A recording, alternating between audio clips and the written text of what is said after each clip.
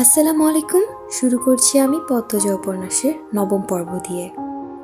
আবুল জাহেদকে আহত অবস্থায় দেখে সবাই চমকে উঠল। কপাল বেয়ে তার রক্ত ঝরছে।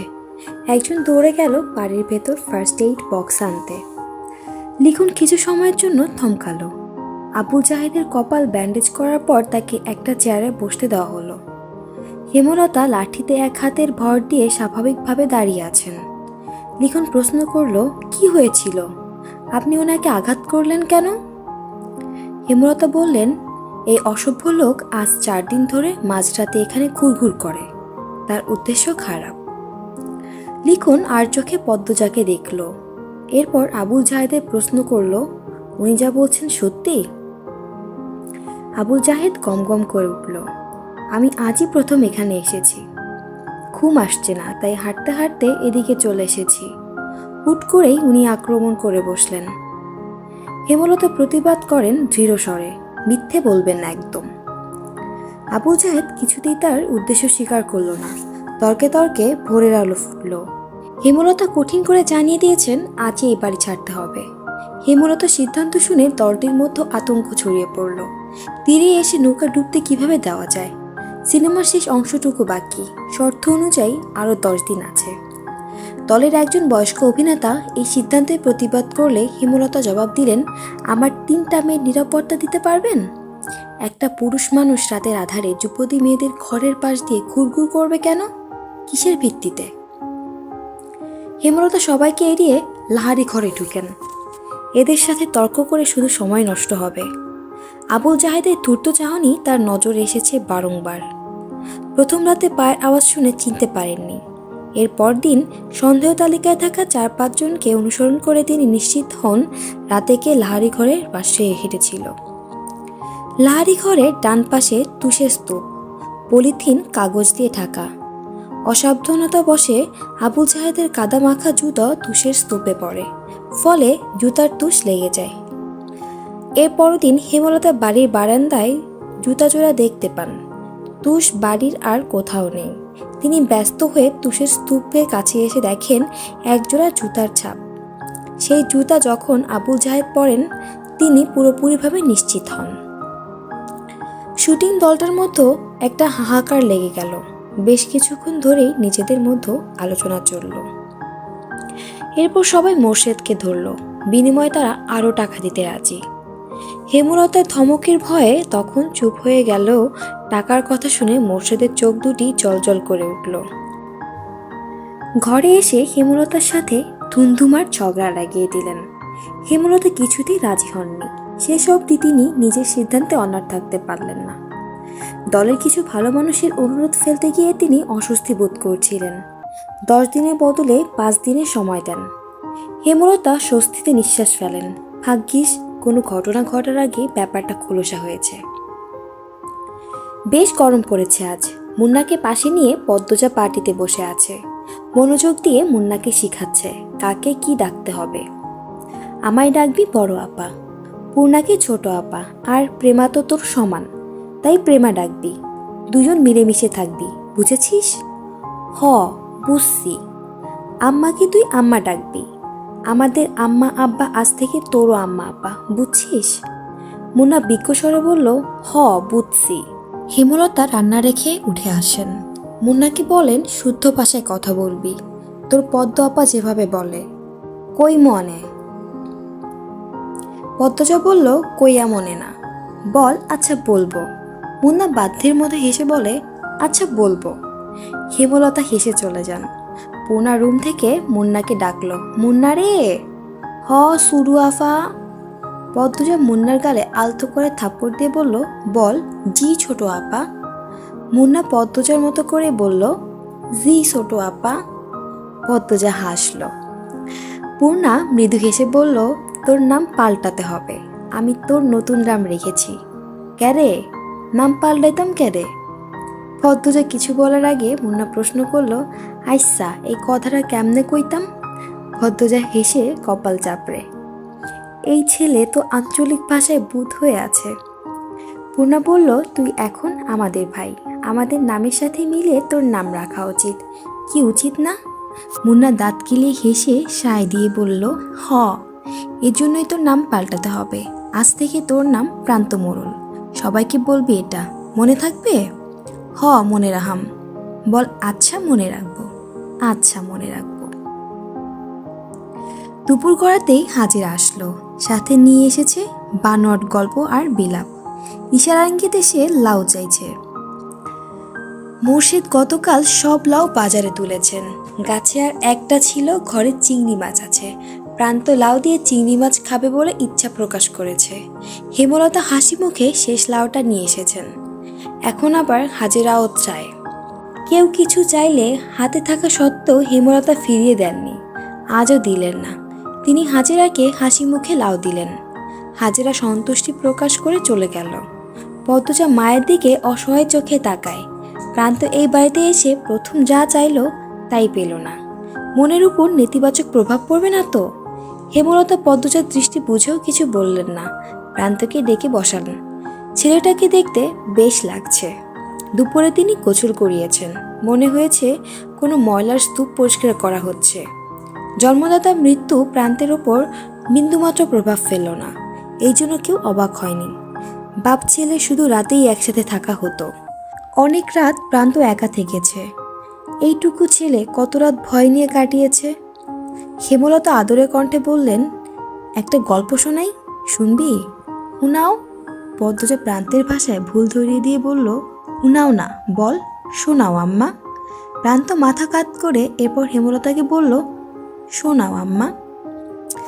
আম্মার ডাকটা শুনে হেমলতার বুক বিশুদ্ধ ভালো লাগায় ছেয়ে গেছে। তিনি কণ্ঠ ভালোবাসায় ঢেলে বললেন, আমাদের একদিন মরতে হবে, জানিস তো? হ। জান্নাত জাহান্নামের কথা কখনো শুনেছিস? কেউ শোনায়নি। হেমলতা এমনটা সন্দেহ করেছিলেন। প্রান্ত এ সম্পর্কে জানে না। তিনি ধৈর্য নিয়ে সুন্দর করে জান্নাত জাহান্নামের বর্ণনা দিলেন। জান্নাতের বর্ণনা শুনে প্রান্তের চোখ দুটি জল করে উঠল। প্রশ্ন করল হাজারটা। হেমলতা জানায় সে জান্নাতে যেতে চায়, জাহান্নামে যেতে চায় না। হেমলতা বলেন, আচ্ছা এখন গল্পটা বলি, মন দিয়ে শুনবি। প্রান্ত মাথা কাত করে হ্যাঁ সূচক সম্মতি দিল। হেমলতা বলতে শুরু করেন, একজন মহিলা একা থাকতো বাড়িতে। না, দুটি ছেলে মেয়ে আছে, খুব ছোট ছোট, খুব অভাব তাদের। ছোট একটা জায়গায় মাটির ঘর।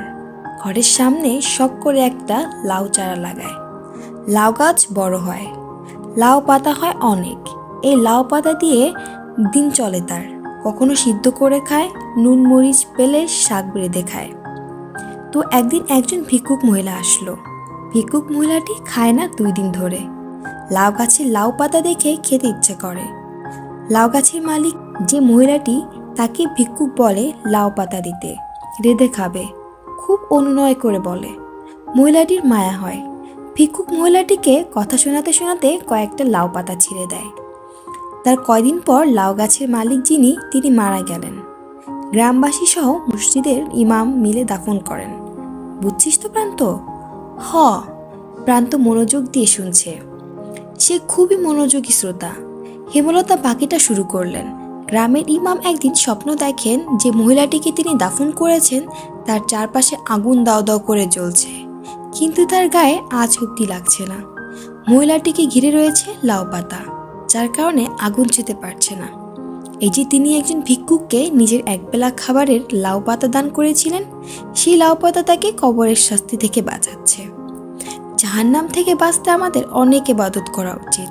তার মধ্যে একটি হলো দান।